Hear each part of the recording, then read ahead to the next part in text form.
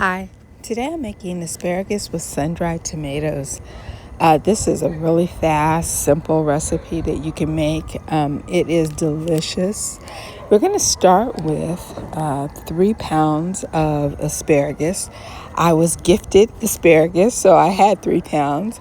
You're going to also use 2 cloves of garlic, a quarter cup of sun-dried tomatoes, and a little bit of olive oil or vegetable oil. So you're going to chop up your garlic and saute your sun-dried tomatoes and your garlic together until the garlic has become translucent.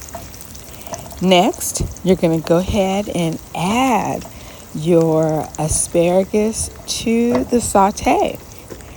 And we're going to saute that for a few minutes.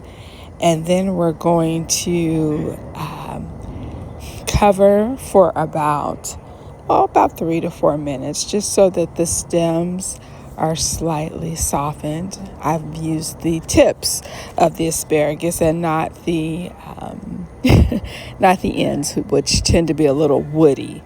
And so I'm adding a little bit of nature's seasoned salt. We're going to move the vegetables around the pan a bit more. And in 10 to 15 minutes, you have a wonderful spring side.